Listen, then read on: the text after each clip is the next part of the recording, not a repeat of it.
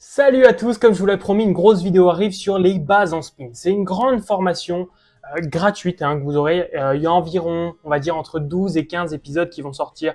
Des vidéos d'environ 45 minutes, 1 heure. Le but, c'est de faire vraiment du contenu gratuit et qualitatif. Vraiment, je me focus là-dessus. Aussi, mes objectifs seront de faire quelque chose d'aussi assez dynamique, pas très chiant. Même si vous allez le voir, là, on va parler de lexique, ça peut être chiant. Mais vous allez voir, il y a plein de petites interludes, etc. pour vraiment que ça soit cool pour vous. Mon objectif, c'est de faire la plus grande formation gratuite du point .fr en spin. Clairement. Clairement, c'est ça. Pour l'instant, il y en a une vraiment qui est bien, on va dire, en gratuite sur YouTube. C'est celle de Kill Tilt de PA. Elle est vraiment bien. Je trouve qu'elle est un peu datée quand même pour le coup. Et ça manque un peu de dynamisme. C'est pour ça que j'ai envie de la faire. Pourtant, les infos dedans sont pépites. Franchement, il ne faut pas mentir, les infos sont pépites. N'hésitez pas à aller la voir en complément aussi de la mienne. Mais le but, voilà, c'est de créer encore même plus complet que ça. Vraiment quelque chose encore de plus qualitatif. Donc, on est parti. Je vous montre la seconde slide, mon profil en spin, comme ça vous savez un peu qui je suis et si ça vaut le coup de suivre un petit peu ma formation pour pas suivre une formation au hasard. Je grind depuis que j'ai 18 ans, franchement 18 ans et 2 mois, quoi, un truc comme ça. Genre vraiment juste après mes 18 ans, j'ai créé mon compte poker, mais bon, je jouais mal évidemment. Tu vois, au début, j'avais même créé pour les paris sportifs, après pour le poker, mais je jouais mal. J'ai joué 2 mois à peu près mal, un mois et demi. Et après, je me suis lancé directement sur me former, directement pour progresser. Et maintenant, ça fait presque du coup 4 ans que je suis en spin en expresso, que je gagne de l'argent. Et on va dire que ça fait 2 ans et demi environ que j'en gagne, ouais, 2 ans et demi, que c'est vraiment mon métier pour le coup. Ensuite, je suis à plus de 50 000 spins en 10, 20, 50 et environ 70 000, je pense, c'est même plus 80 000 maintenant, spins en tout, en cumulé. Donc voilà, vous voyez, j'ai quand même une belle expérience. Même si je suis pas un énorme grinder, faut le dire. J'essaye de travailler aussi encore un peu là-dessus, mais ça reste un super volume quand même, comment un bel échantillon pour montrer que je suis bien gagnant. Et du coup, je suis coach aussi depuis 2 ans et demi, à peu près depuis que je suis passé pro. Comment j'ai essayé de faire du coaching au début gratuit, puis après, juste comment pour mes potes, etc. aussi.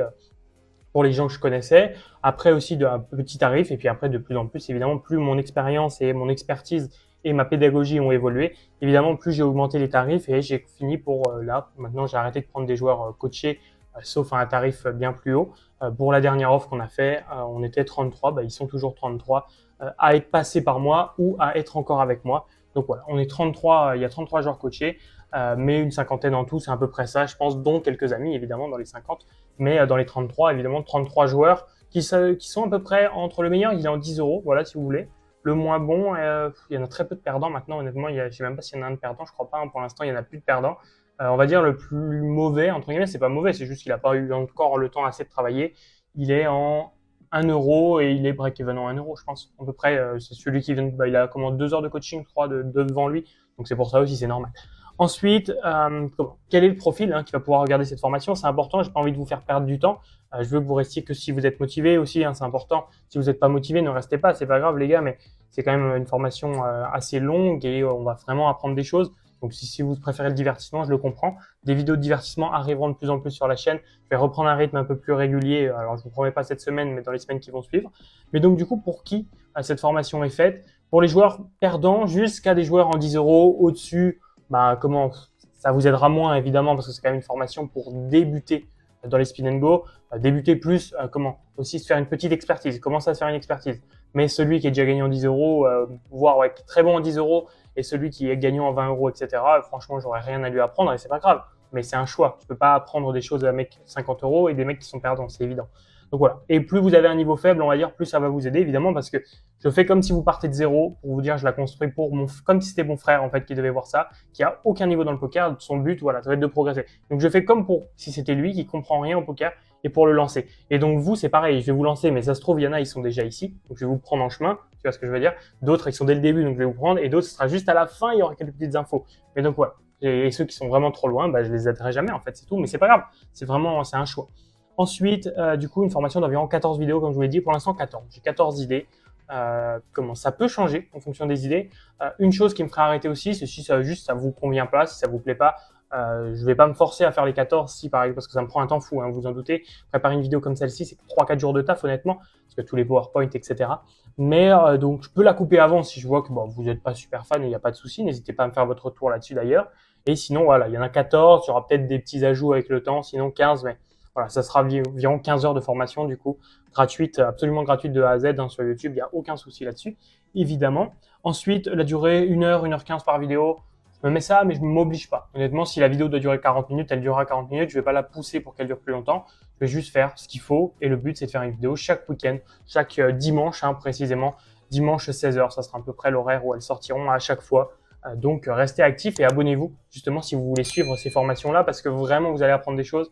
Donc, bon, c'est important de rester abonné pour suivre un petit peu les futures vidéos. Ensuite, ultra pédagogique, comme je vous l'ai dit, j'ai en tête le niveau de mon frère qui est totalement perdu au poker. Donc, mon objectif, c'est qu'il puisse comprendre tout ça. Donc, alors, qu'il la regarde ou pas, presque, mais c'est juste que mon objectif, voilà, c'est de faire pour le plus débutant des débutants. Et donc, je me fixe par rapport à ça.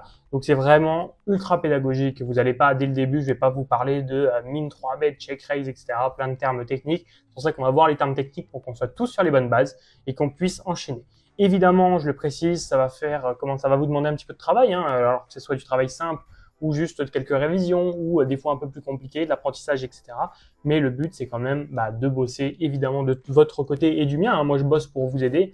Évidemment, de votre côté, si vous bossez pas, ça ne peut pas vous aider. Ça me semble évident, comme le coaching, comme toutes les formations, comme tout. Il faut que voilà, tout le monde travaille. Ensuite, du coup, nos objectifs, les tiens et les miens. Moi, mon objectif perso, c'est d'avoir 100% de joueurs gagnants et donc le tien, ça serait d'être gagnant à la fin de ça. Voilà, des joueurs gagnants, je te dis pas que tu vas être gagnant en 25 € à la fin de cette vidéo, sûr et certain, ni à la fin de cette formation. Le but, c'est juste d'aller chercher, voilà, un petit niveau à 1 €, 2 €, etc. pour te propulser, en fait, tu vois. Mais je vais pas, évidemment, sauf si je fais une formation de 100 heures, je vais pas te faire être gagnant en 20 €, etc. Tu vois, ça fait même, fait aucun sens. Tu vois, personne pourrait faire ça. Ça sert à rien, tu vois. Tout le monde va lâcher sur la route, évidemment. Donc, c'est pour ça. Donc, voilà. 100% de joueurs gagnants, je pense que c'est un vrai truc possible si vous regardez la vidéo, et les formations en entier et que vous suivez correctement, si vous faites les efforts et le travail qu'il faut, je pense que c'est très, très possible, même fort possible.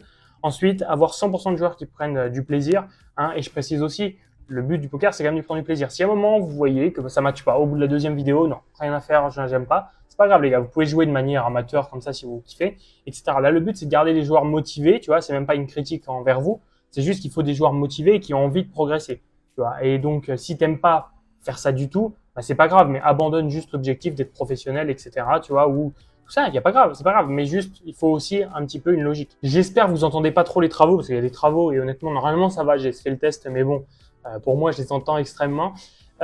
Sinon, ouais, du coup, la petite citation que j'ai bien aimé mettre, je sais plus, c'est une sportive, mais je sais plus, elle fait quel sport. Je crois que c'est de l'escrime, mais peut-être je me trompe complètement. Fanny Estelle Postvit. Je sais pas comment ça se dit, honnêtement, je ne connaissais pas. J'ai vu sa citation que je trouvais cool. Sans plaisir, il n'y a pas de progression, et je pense que c'est très vrai. Ceux qui progressent le plus en spin, honnêtement, c'est ceux qui aiment faire ça. Moi, pourquoi je suis devenu bon très rapidement? Pourquoi? Juste parce que j'adorais apprendre. Et pourquoi? Je grind pas beaucoup, entre guillemets, parce que j'aime moins grind par rapport à ce que j'aime apprendre à progresser au poker. Et ce que j'aime vous apprendre. Tu vois, tout simplement, c'est pour ça. Donc, plus tu auras de plaisir, plus tu auras de progression. Et voilà, c'est tout simple. Et donc, moi, plus j'ai de plaisir, plus je progresse. Et plus j'aurai de plaisir à grind, plus je grinderai, tout simplement. Donc, c'est intéressant de voir cette citation et je pense qu'elle va bien vous aider. Et c'est important que vous soyez honnête avec vous-même. Si vous le sentez pas, c'est pas grave. Mais voilà, faut rester que si on est motivé. Ensuite, que chacun évolue à son rythme.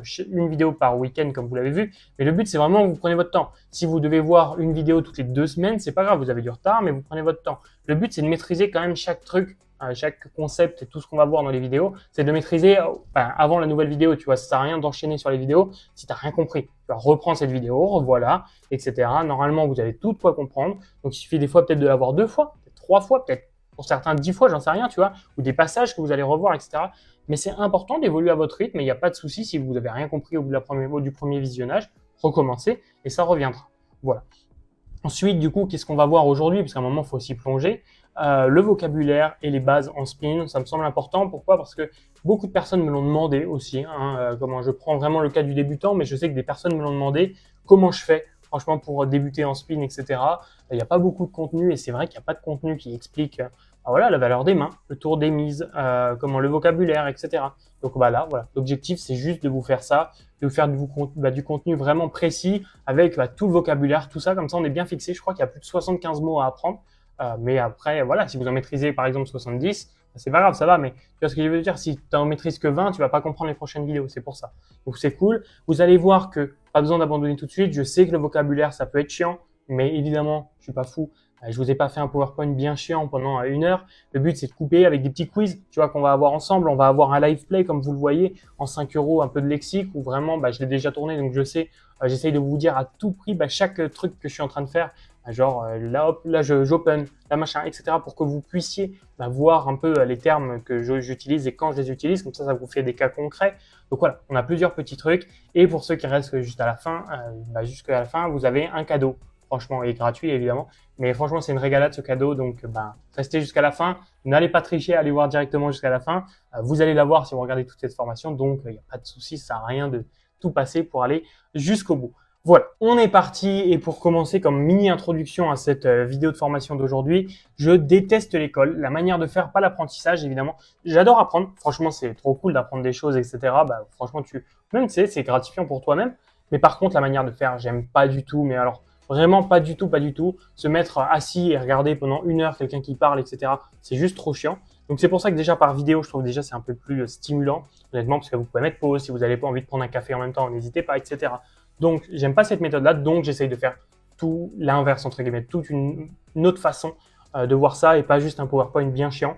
Donc, vous allez voir comment. On va dire que c'est 100% pédagogie, 100% plaisir et 2% chiant parce que, évidemment, il y a des trucs qui sont impossibles à esquiver. Par exemple, là, vous allez voir, il y a beaucoup de vocabulaire. Si je veux vous l'apprendre, je peux que vous dire la définition, tu vois. Je peux vous faire des petits quiz, je peux vous faire des vidéos live play entre-temps. Voilà, on peut se tester sur plein de trucs. Il y a des images, des autres diapos, des trucs plus concrets, etc. Mais il y a un moment aussi, il faut quand même passer par le côté un peu chiant et concret de la chose. Donc, on va voir ça ensemble. On est parti. Les bases des tours de mise. Évidemment, au début, on a le pré-flop, le flop, la turn et la river et le showdown. Alors, le pré-flop, qu'est-ce que c'est? C'est quand vous recevez vos 2 premières cartes. Là, on est le pré-flop. Le temps qu'il n'y a aucune carte au milieu de cartes communes pour tout le monde, on est sur le pré-flop. Le flop, c'est quand les 3 premières cartes tombent. Vous voyez, tout le monde a ses cartes, etc. Hop, les 3 premières cartes tombent, c'est le flop, les 3 premières cartes. Ensuite, la 4e carte qui tombe, c'est la turn. La 5e, c'est la river. Et le showdown, c'est quand on décide de montrer nos mains à la fin. Et à chaque tour, on peut miser. En fait, à chaque fois, on peut miser. Évidemment, au showdown, on ne peut plus miser une fois qu'évidemment, on a montré nos mains. Ça fait plus de sens de miser, mais on peut plus. Mais donc, on peut miser dès qu'on vient de recevoir nos cartes. On peut miser quand on vient de voir le flop. On peut miser quand on a vu la turn. Et on peut miser quand on a vu la river. Tu vois. Et quand on a montré nos cartes, on peut plus, évidemment. Donc voilà, tu vois toutes les étapes. Donc pré-flop, flop, turn, river et showdown. Ensuite, les combinaisons. Je ne vais pas en parler des masses parce que je pense que c'est un truc à regarder devant votre coin. Honnêtement, ça, j'ai pas envie de perdre du temps à des gens qui comprennent tout ça.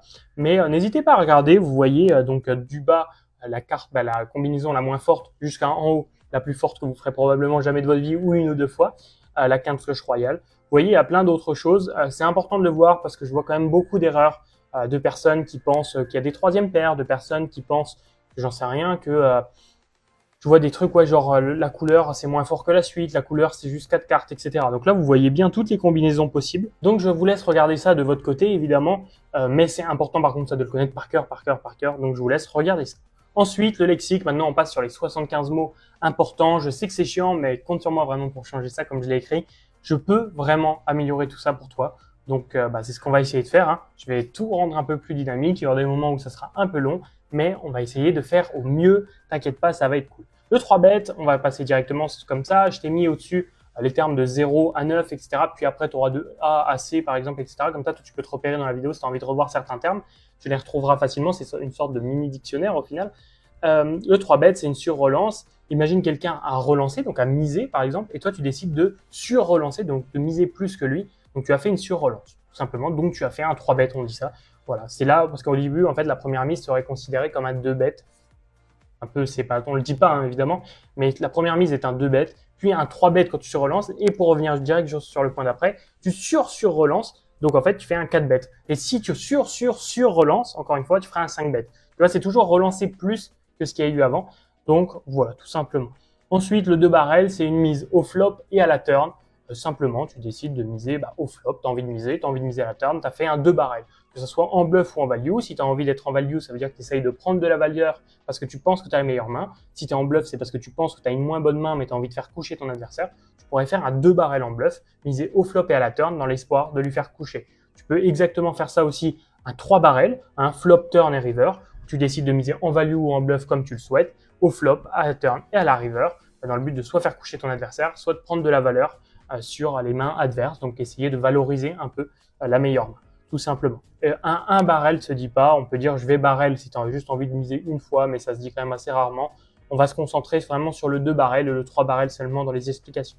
Ensuite, le 3 way, c'est un coup avec 3 joueurs. Quand vous êtes 3 à la table au départ, au début au poker, on commence en 3 way parce qu'on nous en spin, hein, évidemment. On est 3 joueurs et après, nous passons à 2 joueurs en HU, nous le verrons après, mais en heads up HU. Mais pour l'instant, au début, on est 3 way, donc parce qu'on a 3 joueurs, donc on est en 3 way. Le 2 way il ne se dit pas. Le 4 way, par contre, se le dit, etc., mais pas en spin, évidemment, vous en doutez, vu qu'on est toujours 3 au maximum.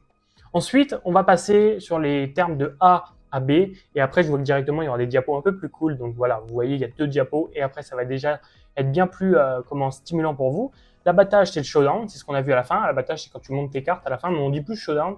Mais certaines personnes utilisent abattage. Donc voilà, je vous le dis. ABC, c'est quelqu'un qui joue ABC. C'est assez simple. Hein. C'est qu'il joue ultra simplement. Par exemple, il a une bonne main, il mise. Il n'a pas une bonne main, il check. Tu vois, un peu, c'est vraiment ça. Il joue... je crois qu'on dit aussi straightforward, pardon, excuse-moi. C'est vraiment le mec qui joue tout droit un peu, tu vois, genre il réfléchit pas, il y va, genre, oh j'ai une bonne main, ok je mise, oh j'ai une mauvaise main, je check, tu vois, j'ai une mauvaise main, je me couche, t'as misé, bah tu vois, je me couche, j'ai une bonne main, bah je vais relancer, tu vois, tout le temps très très droit, pas de bluff, tout simple, etc. Donc ce mec-là jouerait ABC, genre, mais tu sais, vraiment standard en fait, c'est ça que ça veut dire, vraiment très standard. Ensuite, quelqu'un d'agressif, c'est quelqu'un qui mise souvent, qui va souvent te relancer, etc. Tu vois bien, hein, quelqu'un qui fait que de miser, il est agressif, évidemment. Ensuite, on a all-in, miser tout. Donc, c'est vraiment, tu prends tous tes jetons, tu mises tout, tu fais tapis, tu as déjà dû entendre. On peut dire aussi shove, on peut dire open shove aussi, il y a pas mal de personnes qui disent ça aussi. Voilà, même moi, hein, je le dis, tout le monde le dit, mais ce que je veux dire, voilà, il y a shove aussi qui s'écrit, peut-être on le verra après, S-H-O-V-E, qui se dit aussi et qui se dit même très souvent. Donc, c'est vrai que je ne l'ai pas ajouté, peut-être pour pas rajouter trop de mots, mais c'est important quand même de le dire. Any2, c'est n'importe quelle 2 cartes, dans le sens où, par exemple, comment j'en sais rien, il te reste une blinde, tu vois, il te reste plus qu'une blinde. Donc, tu es à la fin de la partie, il te reste plus qu'une blinde. Et tu l'as déjà posée, tu vois. Donc, évidemment, tu vas partir à tapis avec Any2 parce que peu importe tes cartes, en fait, tu seras parti à tapis, tu vois. Et donc, n'importe quelle des 2 cartes que tu vas recevoir, tu partiras à tapis. Donc là, tu pourrais dire, bah là, je suis all-in Any2 parce que tu seras à tapis, peu importe tes 2 cartes parce que tu n'as pas le choix, en fait, tu vois. Et donc, dans ces cas-là, on dit Any2, ça veut dire peu importe mes cartes, en gros, joue le coup, peu importe tes 2 cartes-là, tu vas faire telle chose. Donc, par exemple, dans un autre cas, tu pourrais dire, je vais check Any2. C'est intéressant, ça voudrait dire que, en fait, quand ton adversaire va limper, peu importe, par exemple, si tu sais qu'il limpe beaucoup, puis après, il fait souvent tapis si tu raises, tu vois, si tu relances, et ben, tu vas dire, bah là, ok, là, je vais check Any2. Ça veut dire que peu importe ce que tu as comme carte, tu vas check. C'est des spots rares, mais ça existe et on utilise quand même ces mots-là, donc c'est intéressant de les dire. Assorti, ça signifie juste comme suited, etc. En gros, c'est des mains qui ont le même symbole. Donc là, tu vois sur l'image que je t'ai mis, 2 piques, la dame de pique et le 10 de pique. Voilà, ça pourrait marcher avec la dame de cœur et le 10 de cœur. Il faut juste que les symboles soient identiques. Voilà, donc ça c'est juste, du coup, tu as une main assortie, suited, et c'est des mains évidemment plus faciles à jouer, plus fortes, etc. Ensuite, une blinde, c'est la mise obligatoire. Tu sais très bien que à chaque début de partie, et à chaque main, en fait, tout simplement, tu as le bouton, la small blind et la big blind. On en reparle juste après si ça te parle moins.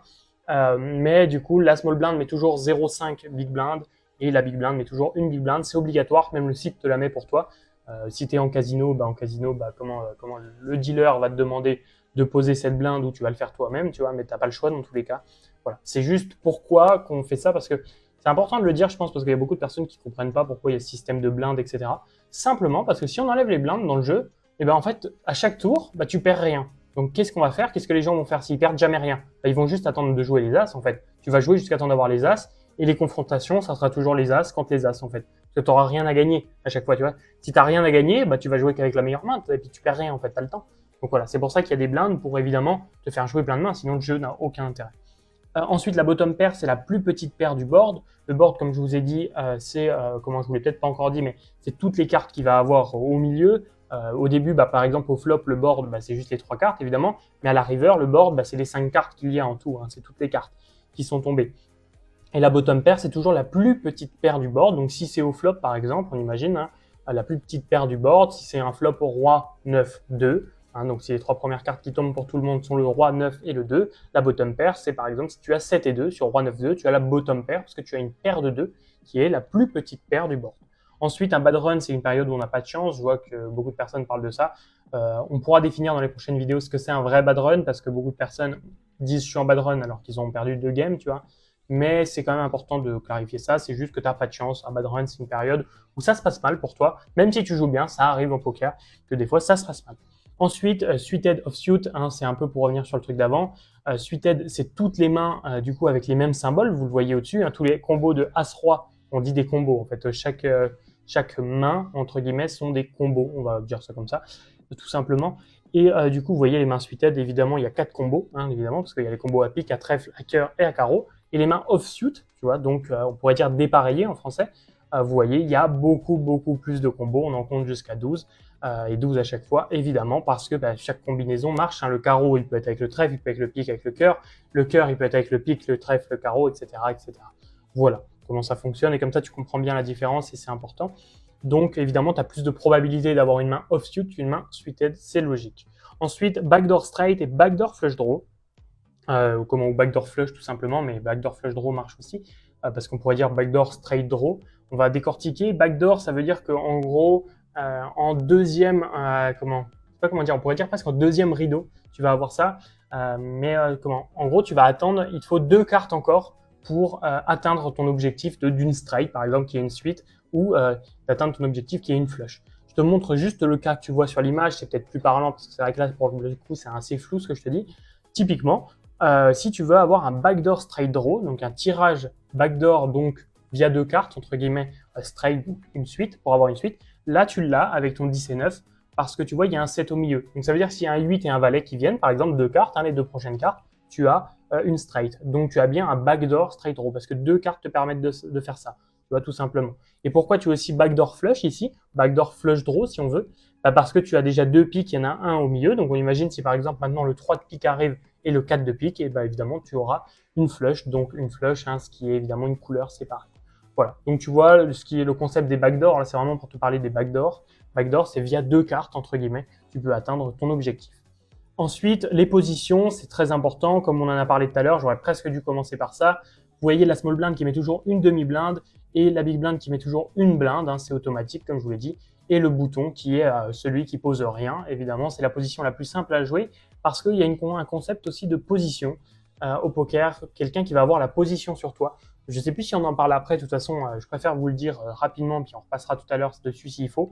Mais le bouton, en fait, va toujours parler en premier pré-flop, et à partir du flop, hein, flop, turn et river, c'est toujours la small blind qui parle en premier. Si la small blind c'est déjà couché, en fait, ça va être la big blind. En fait, on va tourner dans le sens des aiguilles d'une montre, tout le temps, en fait, tout simplement.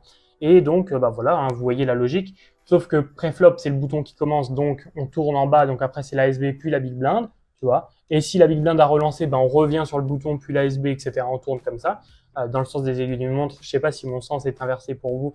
Avec la caméra, je sais pas ce que ça fait comme effet, mais en tout cas, vous voyez, c'est dans le sens des aiguilles d'une montre. Et à partir du flop, de la turn et de la river, à chaque street, hein, à chaque street que vous allez voir, des fois j'essaie de simplifier mes streets, il n'y a pas d'autres moyens de le dire, hein, c'est des moments pour miser de toute façon. Tout simplement, on va commencer par la SB, puis on va tourner SB, big blind, bouton, SB, big blind, bouton, etc. Même s'il y a des relances, etc. On va toujours tourner comme ça. Voilà, tout simplement. Donc, s'il n'y a plus que la big blind dans le coup et le bouton, on va commencer par la big blind, puis le bouton, etc. Tout simplement. Ensuite, les bloqueurs, c'est très intéressant. Ça, je vois que beaucoup de personnes ne comprennent pas trop ce que c'est les bloqueurs, etc. Les bloqueurs, c'est simplement, par exemple, vous voyez assez mal, mais il fallait que je trouve un truc sur Internet et il n'y en avait pas beaucoup. Là, par exemple, vous voyez que le joueur en bas à gauche a As-10 avec l'As de trèfle. Hein, on s'en fiche du 10. Hein, mais il a l'As de trèfle. L'As de trèfle, et vous voyez que le board, hein, les 4 cartes qu'il y a au milieu, on est à la turn, mais le board, c'est ça, voilà, c'est toutes les cartes. Vous voyez qu'il y a déjà 3 trèfles. Donc déjà, on peut se dire qu'il a un tirage pour avoir une flush, parce qu'évidemment, n'importe quel trèfle lui apporterait une couleur, une flush. Donc là, on se dit, bon, déjà, il a ça. Mais si à la river, par exemple, il apparaît, j'en sais rien, un 3 de carreau, donc sa flush n'est pas rentrée, mais si cet adversaire, si ce joueur-là fait tapis, il va pouvoir représenter la flush, parce qu'on pourrait se dire, peut-être il a 2 trèfles, et il a un bloqueur sur les trèfles parce que son adversaire, évidemment, ne peut pas avoir l'as de trèfle. C'est improbable, c'est même impossible, c'est même pas improbable, c'est impossible carrément que son adversaire ait l'as de trèfle parce que c'est lui qui l'a. Donc s'il le possède, la probabilité que son adversaire ait un trèfle est moindre, évidemment. Donc là, on va dire que river, si par exemple c'est un 3 de carreau, il a On va pas dire qu'il faut tout le temps bluffer, hein, c'est pas ce que je veux vous dire. Mais c'est qu'il a un bon bloqueur pour bluffer parce que les mains fortes de son adversaire qui seraient des flushs, hein, vraiment. Si par exemple c'est un 3 de carreau, bah, les meilleures mains, ça serait par exemple la meilleure main serait As-Roi de trèfle par exemple. Et ben, les meilleures mains adverses sont impossibles parce que il bloque l'As de trèfle qui serait les nuts. Hein, on verra, les nuts c'est vraiment les meilleures mains possibles. Donc on voit ça après. Mais vous voyez un peu le concept de bloqueur qui est très important au poker. Alors plus important quand vous êtes au-dessus des 5 euros, mais c'est quand même une notion qu'il faut comprendre, un peu savoir à quoi ce que ça représente.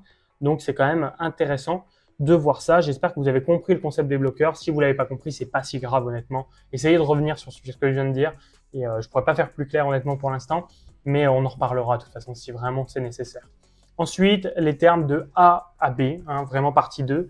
On a le truc qui s'appelle blanc ou une brique comme on dit, une carte qui n'améliore personne. Typiquement, si je reviens sur le truc d'avant avec les bloqueurs, eh ben, on voit bien que tout à l'heure, le 3 de carreau changeait absolument rien. En fait, il n'y a pas de main forte qui arrive, etc. Donc, c'est une blanque parce qu'en fait, ou une brique, on dit plus une brique qu'une blanque, hein, mais ça se dit aussi, on dit plus une brique. Voilà, parce que c'est une carte qui change rien.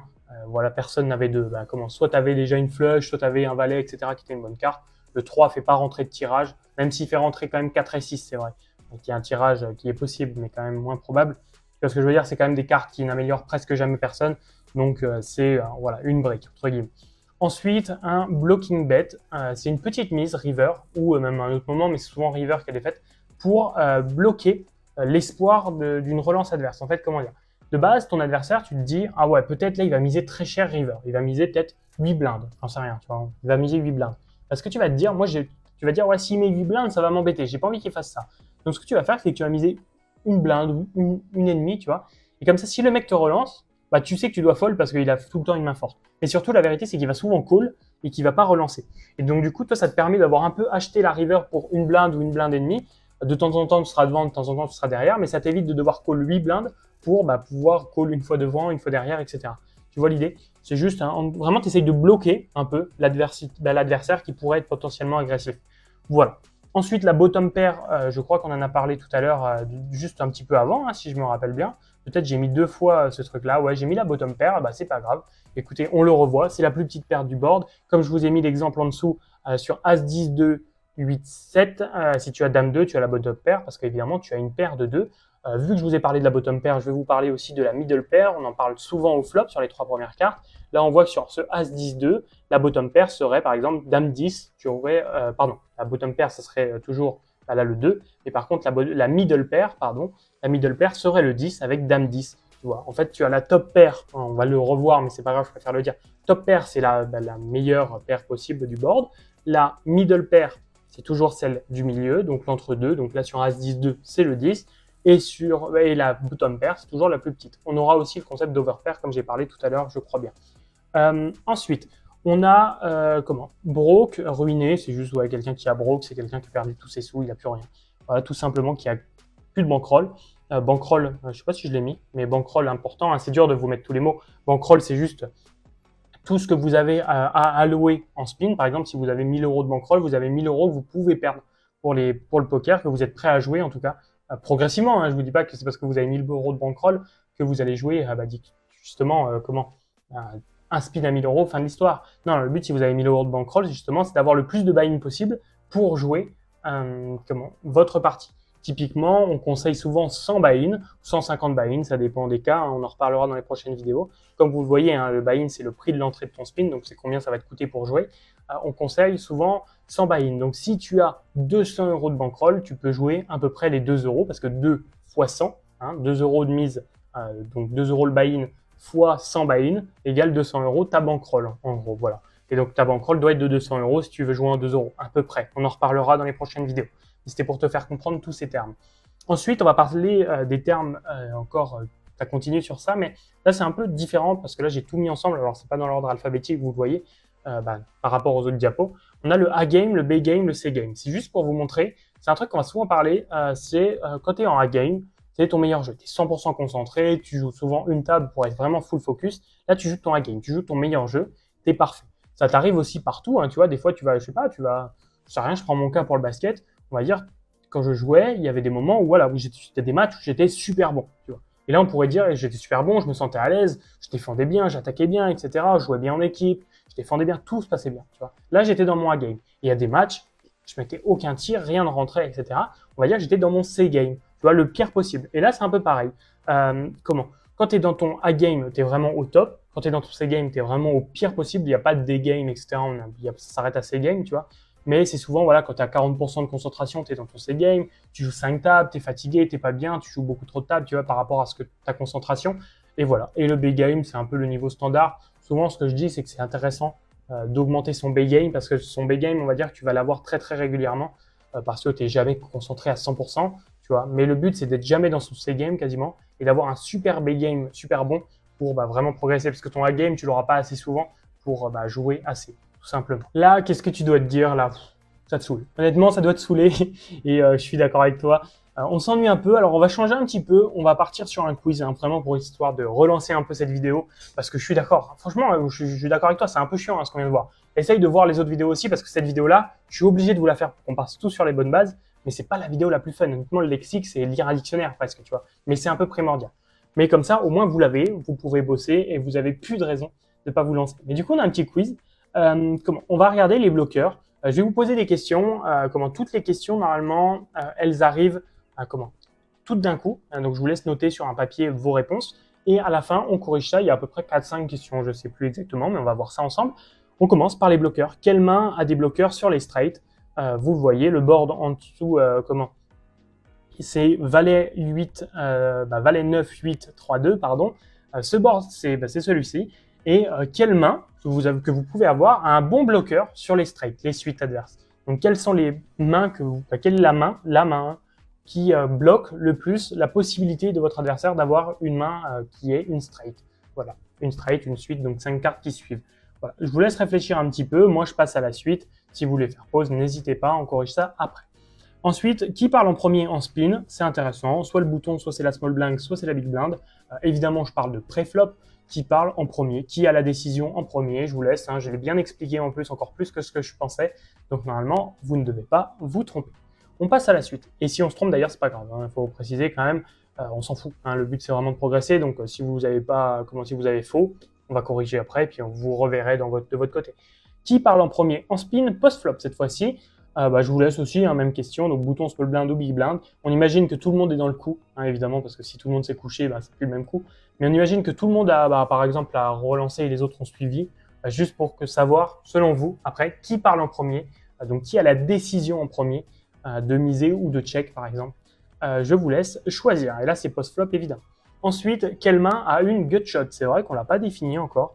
Gut shot, hein, j'ai pas l'impression de l'avoir défini comme terme. C'est pas grave. Si je l'ai dit une fois. J'ai dit une fois une gut shot, je crois. En tout cas, je vous laisse essayer de deviner qu'est-ce que c'est une gut shot. Sinon, on en parlera après. C'est pas grave. Pour ceux qui savent, tant mieux. Le flop, c'est roi, 10 et 2. Et vu les propositions, c'est 8 et 2, as 2 ou valet 9. Ensuite, du coup, on corrige et on passe directement à la correction, on perd pas de temps. Sur les bloqueurs, la main qui avait un bloqueur sur les straights, c'était 10 et 6 off. Pourquoi? Parce que, regardez, le flop, c'est valet 9, 8. On n'a même pas besoin de regarder la suite. Valet 9, 8. Et bien, juste sur valet 9, 8, et bien, tout simplement, si vous avez le 10, c'est peu probable que votre adversaire ait dame 10 parce que vous bloquez une possibilité d'avoir un 10. C'est peu probable qu'il ait 10 et 7, hein, qui fait une suite parce que 7, 8, 9, 10, valet. Donc, si vous avez un 10, vous bloquez les probabilités de votre adversaire d'avoir une suite, tout simplement. Qu'avec un 7, alors vous bloquez très légèrement parce qu'il a moins de chances d'avoir 10 et 7, mais il peut clairement avoir dame 10, donc c'est pas vraiment un bloqueur, tu vois. Et 5 et 4, vraiment encore moins parce que là, pour le coup, tu bloques vraiment rien, tu vois. Tout simplement. Ensuite, qui parle le premier en spin, c'est le bouton, comme je vous ai dit. On regarde dans le sens des aiguilles d'une montre. Le bouton commence, pré-flop du moins. Et après, ça tourne SB, Big Blind, ça revient au bouton, etc. Si ça doit revenir, si ça revient pas, ça montre le flop directement. Ensuite, qui parle le premier post-flop, hein, après il va falloir que je boive un coup d'eau. Qui parle le premier post-flop, tout simplement, c'est la small blind, comme on l'a dit, c'est la small blind, puis après la big blind, puis le bouton, etc., etc. Je ne l'ai pas précisé, je vais vous donner un petit complément d'information. C'est très, très avantageux de parler en dernier. Pourquoi? Parce que vous savez ce que vos adversaires vont faire. Donc, en fait, si vous savez ce qu'ils font, tout simplement, c'est beaucoup plus facile pour vous de jouer. Parce que contre un adversaire qui a checké, tu sais qu'il va certainement, il n'a pas grand-chose. S'il mise très cher, tu vas voir tout coucher, tu vas pas tenter un bluff, etc. Donc, l'avantage, c'est de parler en dernier. C'est pour ça que la small blind, c'est difficile parce que vous avez vu, au flop, à la turn et à la river, vous allez parler en premier. Et donc, c'est vraiment pas avantageux. Et en plus de ça, préflop où bah, vous allez quand même parler en deuxième sur 3, donc c'est même pas super fou. Donc franchement, c'est très difficile. C'est pour ça que le bouton est la position la plus simple à jouer.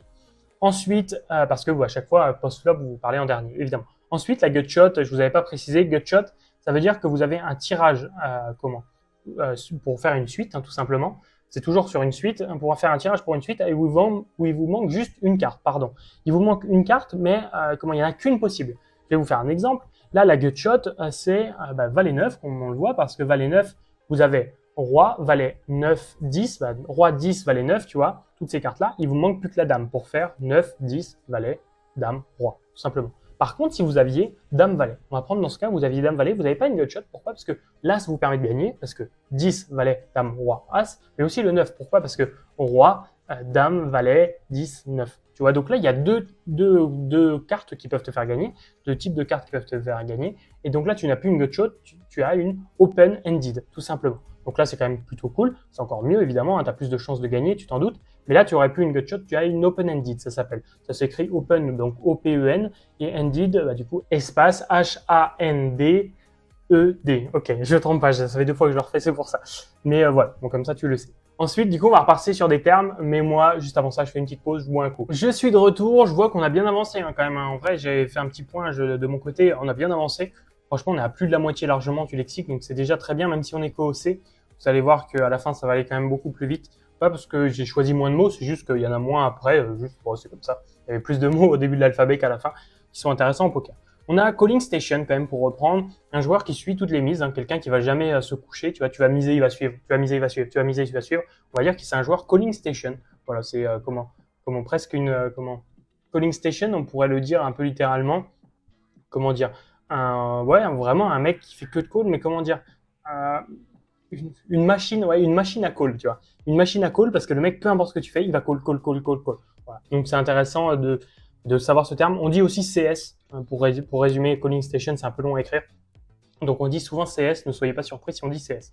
Ensuite, check, ne pas miser, hein, tout en restant dans le coup. Par exemple, voilà, vous êtes en small blind, vous n'avez pas touché votre main, j'en sais rien, vous décidez de check, tu vois. Et vous le voyez des fois dans les tournois, dans les casinos, les mecs tapent 2 fois sur la table, etc., ou 1 fois sur la table.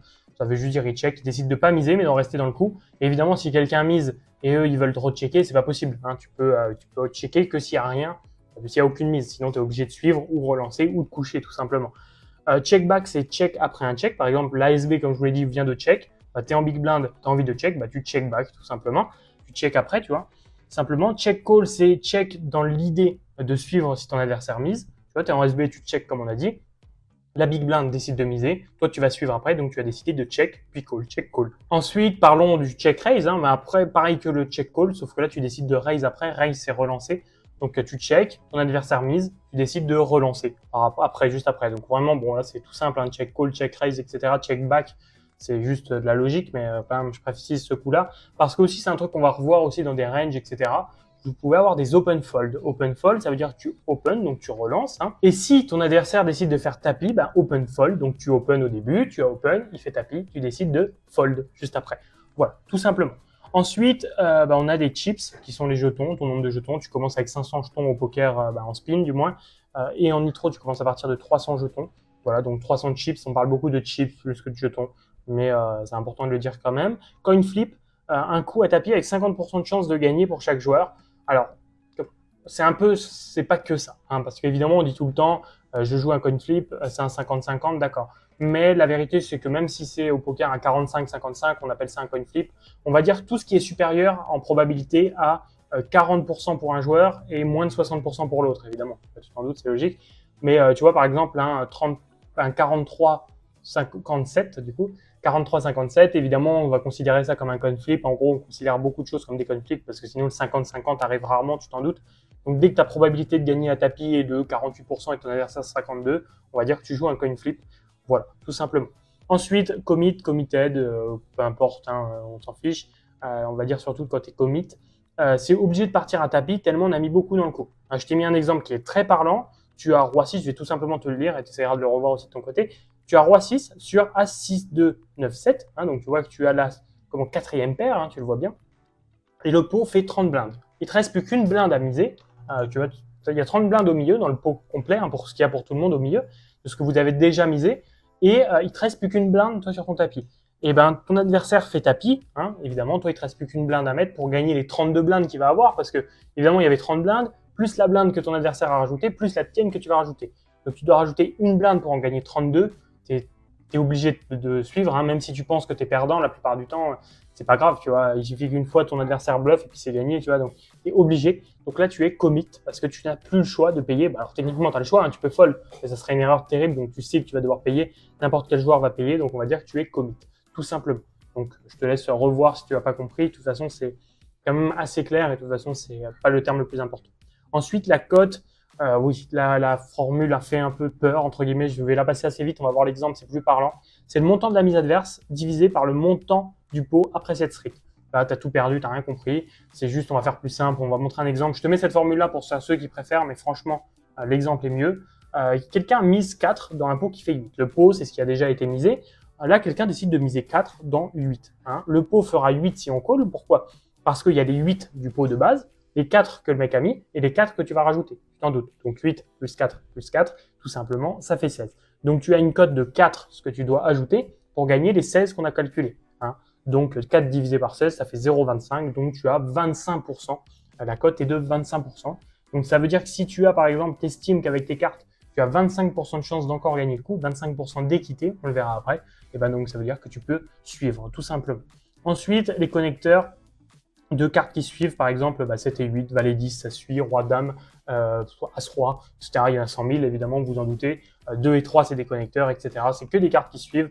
On va surtout parler de connecteurs, genre des petits connecteurs. Quand on dit ça, on parle souvent de 6 et 7, 7 et 8. On dit rarement des connecteurs pour as-roi. Quand on parle de connecteurs, on parle souvent, ouais, on va dire, allez, 5 et 6, 6 et 7, 7 et 8, 8 et 9, 9 et 10, et ça s'arrête là. Tu vois, en vrai, c'est un peu ça les connecteurs, même si en globalité, techniquement, c'est juste deux cartes qui suivent, que tu as dans ton jeu, hein, évidemment pas sur le board. Tu vois, on va pas dire qu'il y a des connecteurs sur le board, ça se dit pas. Donc, par contre, toi, par exemple, si tu reçois tes deux premières cartes, c'est 7 et 8, tu as des connecteurs. Si ils ont le même symbole, bah, tu as des connecteurs suités. Voilà. Tout simplement. Ensuite, deep, en fait, ça veut juste dire que c'est le nombre de blindes qui est important d'un joueur. Tout simplement, je vais te dire un exemple, ça te parlera mieux. Je vais te dire, ce joueur-là, il a 30 blindes, il est vraiment deep. Parce que ça veut dire qu'il a vraiment beaucoup de blindes, tu vois. Il est vraiment deep, il est vraiment profond. En fait, son stack est vraiment profond parce qu'il a beaucoup de marge de manœuvre avec 30 blindes. Tu vois, c'est juste comme ça qu'on dit ça. Celui qui a 2 blindes, on pourrait même dire qu'il est 2 deep, hein, ça se dit aussi. Tu peux dire qu'il est 30 deep, ça veut dire qu'il a 30 blindes de profondeur, tout simplement. Deep profondeur, en gros. Et donc, celui qui a 2 blindes est peu deep parce que, évidemment, il n'a plus rien, quoi. Il n'y a plus de profondeur, tu vois. Donc, tout simplement, plus tu as de blindes, plus tu es deep, moins tu as de blindes, moins tu es deep. Et on peut aussi dire, prenez-le en compte, je suis 15 deep, ça veut dire que j'ai 15 blindes, comme il me reste plus que 15 blindes. Ensuite, on va passer à ça et après, je vais vous mettre directement un petit truc pour que ça soit plus cool parce que j'avais pas prévu à ce moment-là, mais je pense que c'est mieux de le placer à ce moment-là. On va se placer juste après le petit live play. Pour vous, ce sera plus cool. Donc, vous allez me voir jouer pendant une douzaine de minutes, je crois. Vraiment très cool. Partie à 5 €, etc. En plus, il y a un beau petit mini jackpot. Un mini jackpot, on va pas abuser, mais que j'ai joué juste durant ces deux spins-là. Voilà, je vous laisserai le regarder juste après. On va commencer par la doublette au flop. Qu'est-ce que c'est un flop à doublette, comme on va dire? Il existe aussi un flop à triplette, j'en parle juste après.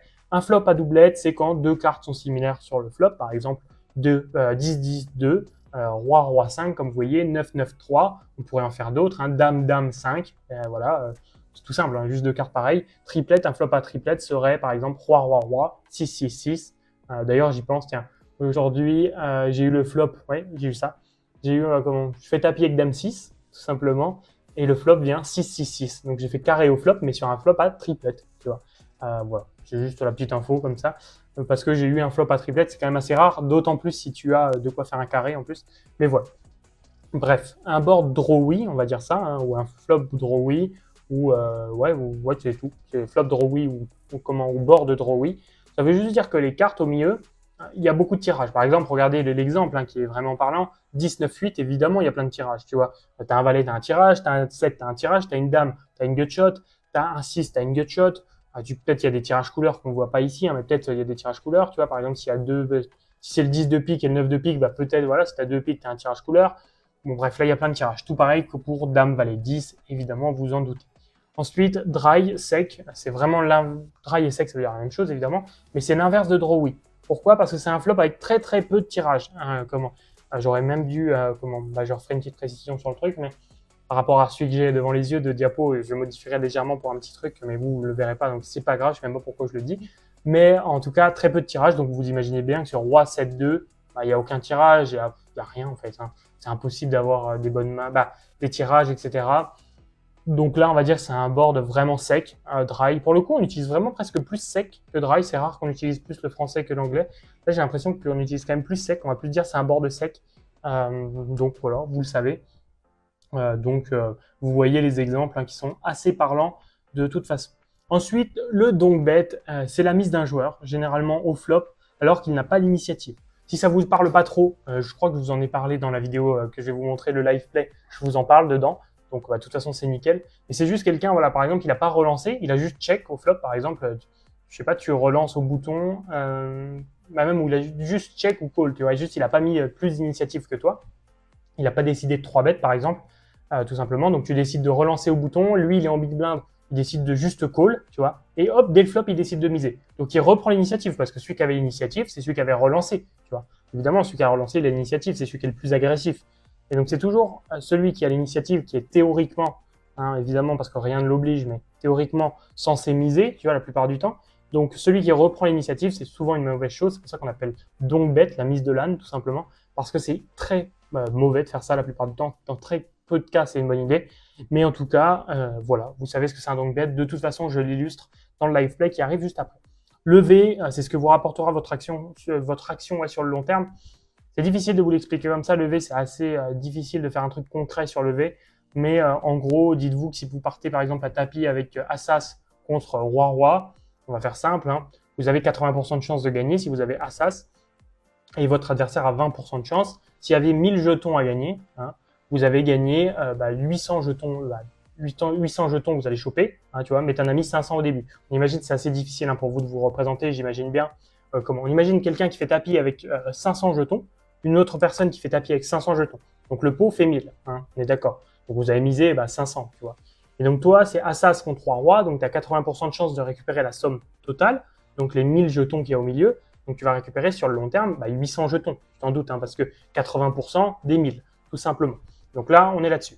Et en fait, combien tu as gagné de jetons de V 300. Pourquoi? Parce que tu as mis 500 de base. Il y a 500 qui étaient à toi, donc tu ne vas pas gagner ce que tu as déjà, tu vois. Donc tu as gagné 500 et tu as gagné 800 en vrai de vrai, mais tu avais 500. Donc ta différence des deux, c'est un peu compliqué. La différence des deux, c'est 300 jetons. Donc tu as gagné 300 jetons de V sur le long terme et ton adversaire, en l'occurrence, a perdu 300 jetons de V sur le long terme. Je sais que c'est compliqué, je sais que mon explication n'est pas la plus claire. Je pourrais vous faire des trucs plus précis. De toute façon, on en parle dans la prochaine vidéo, très probablement, qui parle de cette formation. Parce qu'on va parler du CEV, le nombre de jetons que tu gagnes par game en EV. Donc, on en parlera à ce moment-là, je le clarifierai. Mais là, c'est pour vous donner une vague idée. Si vous l'avez pas compris, c'est absolument pas grave. Le but, c'est de faire comprendre à ceux qui vraiment prennent le temps, etc. Si même pour ceux qui essayent de prendre le temps et ça marche pas, c'est pas grave. On le verra plus tard. Il n'y a aucun souci là-dessus. L'edge, c'est l'avantage que tu as sur un autre joueur. Je vais te faire simple. Par exemple, tu n'as jamais joué au poker. Moi qui joue depuis souvent, qui joue souvent et qui est bon, entre guillemets, je suis un bon joueur. Donc, fatalement, si je joue contre toi, je vais être meilleur que toi. Donc, on va dire que j'ai un edge sur toi, tout simplement. Voilà, c'est juste dire qu'en gros, j'ai un avantage technique sur toi, si tu veux aussi. On pourrait le traduire comme ça. Voilà. Les gars, on va faire une petite pause. Du coup, je vais vous lancer le live play. Puis on se retrouve juste après. On est parti pour ce petit live play. On va faire 2 spins. On va faire 2 spins. Je vais essayer de vous dire le plus de vocabulaire possible pour que ça vous parle. N'hésitez pas à mettre pause, etc. Le but, c'est vraiment de découvrir le vocabulaire ensemble tranquillement. Donc, allez, on tombe sur un petit x3, comme vous l'avez vu. On est parti. Donc, évidemment, hop, on va commencer dans le vocabulaire. Ça va être un peu du vocabulaire à outrance. Évidemment, le but, c'est juste de vous apprendre des choses. Donc là, évidemment, on a un open au bouton. Vu que là, il a cette petite pastille, donc il est au bouton et c'est le premier à parler. On est en 3-way, donc 3 joueurs. Je suis en SB, lui est en big blind. Évidemment, ça va tourner. Donc là, je décide de fold. Il y a un open. Peut-être on va s'en faire qu'un d'ailleurs, parce que ça peut être un petit peu lourd pour vous aussi et pour moi compliqué. Évidemment, la small blind, c'est tout le temps celui qui a 0,5 et la big blind, celui qui a 1. Bon, là, il décide de limper parce qu'il complète cette blind. On va check. Ok. On touche la seconde paire, évidemment, vous vous en doutez, là. Ou la middle pair aussi, qu'on peut dire très, très simplement. Là, je vais call, je vais pas check raise. Check raise, ça voudrait dire que là, je peux pas check raise, mais je vais pas raise tout court. Pourquoi? Parce que c'est pas une main assez forte pour raise. J'aurais raise des rois, par exemple. Ici, je vais check back parce qu'il a checké. Donc, si je check une deuxième fois, je vais check back. Ok. Et river, bah, je vais essayer de value sin. On appelle ça value sin. Je sais pas si je l'ai mis dans le vocabulaire, je crois pas. Value sin, c'est faire une petite value, mais toute petite requis pour faire, par exemple, là, sur des auteurs as ou sur des 5, typiquement. Voilà. Là, c'est un value sin, river. Je sais pas si on dit une value sin ou un value sin. Je pense une, parce qu'on dit une value, donc je pense, parce que j'ai l'impression qu'on dit un value sin, mais bizarre. Bon, bref, on s'en fiche un petit peu. Ok. On avait un spot BVB juste avant, hein, je vous le montre, pour vous parler du vocabulaire encore, évidemment. Là, c'est un spot BVB, évidemment, comment SB vs Big Blind, donc un spot BVB, parce que le bouton avait fold. Hop, on parle toujours d'un spot, je sais pas si je l'ai dit, mais je préfère le préciser, on parle toujours d'un spot BVB, pas en HU. En HU, oui, c'est la small blind contre la big blind, mais en fait, on va plus considérer que c'est le bouton contre la big blind, tu vois, parce que même si la SB, évidemment, tu mets une demi-blind, donc tu es la SB, mais tu es aussi le bouton, parce que tu as le bouton, donc on considère que surtout tu es le bouton contre la big blind, donc c'est pas un spot BVB. Les spots BVB, c'est vraiment en 3-way, comme ça, quand on est 3 joueurs, et que le bouton a fold. Voilà, très important de le dire aussi. Je pense qu'on va se faire 15 spins parce que j'ai peur que ça soit un peu lourd pour vous aussi. Hein, moi, mon but, c'est de dynamiser un peu, vous l'avez vu, hein, de faire un petit peu de vocabulaire, puis après un petit peu, un petit peu d'un contenu plus fun avec des quiz, des live play, etc. Et voilà, enchaîner pour apprendre des choses, mais pas que ça soit ennuyant. Donc là, le but, c'est pas de faire un live play chiant. Donc c'est pour ça qu'on va le faire tranquillement. Donc là, on a un open, comment on va dire qu'il est 17, même pas, ouais, 17 deep parce que nous, on a 17 blindes, donc quand il joue contre nous, il est 17 deep. Sinon, contre la table, en général, il est 11 deep parce que lui a 11 blindes, tu vois. Ici, je vais fold quand même, c'est compliqué de défendre ces mains-là. J'aurais pu, mais c'est limite, c'est son premier open, je crois, que depuis tout à l'heure, il faisait que de limper. Là, je vais open shove, hein, parce que je vais open directement en faisant tapis, tu vois, donc open shove. Ouais, shove tapis, hein, évidemment, je vous le reprécise. Mais du coup, ouais, open shove, première action, tu décides de faire tapis, en gros, hein, c'est tu relances en faisant tapis, en fait, c'est plus ça. Si on le traduit un peu plus littéralement, tu relances en faisant tapis. Donc voilà, c'est logiquement, on pourrait dire je shove, mais on dit aussi j'open shove. Ok, on va voir ce qu'il fait, lui, en SB, et il fait tapis aussi, ok. Donc il open shove aussi de son côté, si vous voulez. Là, on a roi 7, ça va être un peu chiant s'il limp, on va voir ce qu'on fait. Ok, bon, il limp pas. Ici, je vais faire tapis directement. En SB, on va souvent faire tapis. Oh, pas de chance. Même dans la vidéo d'avant que j'ai tournée, j'ai vu ça. Ok, allez. Oula, il en joue des cartes, une petite. Oh, terrible. Terrible, terrible, terrible. Honnêtement, c'était un peu court. Je pense qu'on peut s'en relancer un petit. Puis pour vous, là, pour le coup, ça va aller. Pas de chance, honnêtement. Le roi 7 est bon, il n'y a pas de doute. C'est vraiment un tapis ici. Malheureusement, on n'a pas de chance. Je crois que j'ai eu le même spot un peu tout à l'heure. Peut-être un roi, parce que j'ai tourné une autre petite vidéo avant. Mais c'était un roi 5 contre 3 dames. Et au final, ça s'est mal passé. Bon, tant pis. Et on tombe sur un petit x5, ok. Bon, ça fait plaisir. Allez, on a ce petit x5 qu'on va jouer. Et en espérant le gagner, parce que c'est vrai qu'en ce moment, j'ai pas un run de fou en spin. Mais bon, c'est en spin et un tout court, hein, parce que je joue pas d'autres formats. Mais comment Mais bon, c'est comme ça. Ici, on va pas avoir beaucoup de call. Soit je peux shove, honnêtement, mais je connais pas assez cette personne-là. Je peux pas trop call, honnêtement. C'est compliqué de call ici. Je vais shove, par principe. En GTO, je fais ça, donc pourquoi pas le faire ici. S'il call mieux, il call mieux. C'est un peu embêtant ces spots-là, hein, mais il faut surtout pas call en SB. C'est terrible de call des spots en SB. Alors on peut le faire. En vrai, si vraiment l'adversaire est trop nul et il fait que d'open, pourquoi pas. Là, contre lui, j'en sais rien et j'aime pas du tout call en SB, donc je préfère shove cette main-là en vrai. 3 bêtes, ça va être trop compliqué à jouer. J'aime bien shove, c'est le plus simple honnêtement ici. Je peux comprendre que certaines personnes n'aiment pas ces plays-là parce que c'est un peu gambling, mais on est un peu obligé en vrai de vrai. Parce que call, je vois beaucoup de personnes qui call, mais c'est une catastrophe de call. Donc vraiment, je préfère même un fold qu'un call presque, tu vois. Donc c'est pour ça que je préfère faire tapis dans ce cas-là. Ouais, je pense que c'est bien d'avoir fait tapis. Ça dépend du profil aussi, tu vois. C'est pour ça que c'est difficile à dire. Ça dépend du profil. Ok. Et du profil, évidemment, de ton adversaire. Hein. C'est vrai que j'ai presque un peu lâché le vocabulaire là, mais c'est important. Ouais, j'ai 3 bet shove. Ouais, c'est quand même important de le dire. J'ai 3 bet shove pour que ça vous parle plus. Je suis trop revenu dans la technique, mais non, j'ai vraiment 3 bet shove. 3 bet shove, ça veut dire comment quelqu'un relance. Je décide de 3 bet, ça veut juste dire je relance sa relance à lui, tu vois. Du coup, bah, j'ai 3 bet shove parce que j'ai 3 bêtes en faisant tapis. Donc j'ai 3 bet shove tout simplement. Là, je vais open fold. Hein. Pourquoi open fold? Parce que si quelqu'un me relance, bah, je vais devoir fold tranquillement. Lui, son play est quand même assez spécial d'avoir call ici. On sait que c'est une erreur. De notre côté, on va le relancer. 4 blindes, si je mets 4 blindes, là, c'est pour moi. Le pot, il fait 5, tu vois, mais si je relance, je pense 4, ça va être bon. Le pot, il va faire... il va rajouter 3. Il va faire 13. Et 13, je pourrais faire tapis. Donc, c'est nickel. Donc là, le but, c'est vraiment qu'il call et que je fasse tapis à la turn. Sur à peu près toutes les turns, en vrai de vrai. Donc là, ce que j'ai fait, c'est que je l'ai raise, tout simplement, évidemment. Et lui, oui, c'est vrai qu'on ne le précise pas. Je ne l'ai pas précisé jusqu'à là, ce terme-là. En jouant, déjà, on peut dire qu'il a flat quand il fait ça. En SB, hop, je vais juste check back. Ok, ouais, ça va mon play. Je réfléchis. En même temps, c'est difficile hein, d'expliquer tous les termes.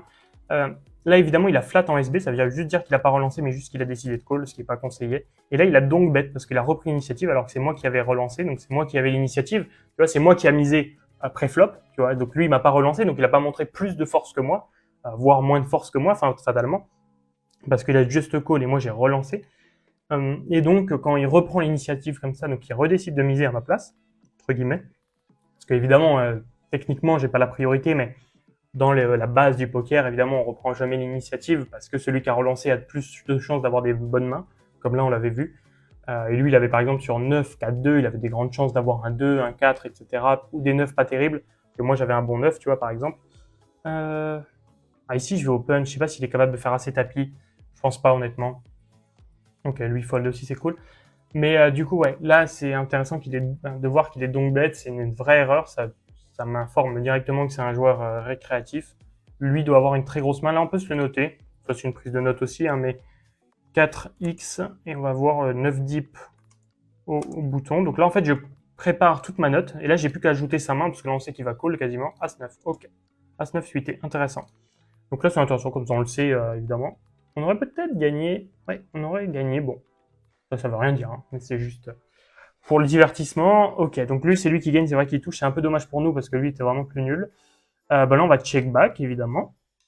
Ok, on touche la seconde paire ou la middle paire. Si on avait le 10, on avait la top paire. Si on avait le 2, on avait la bottom paire, comme vous le savez. Si on avait roi-roi dans ce spot, eh ben, on aurait une over paire, évidemment.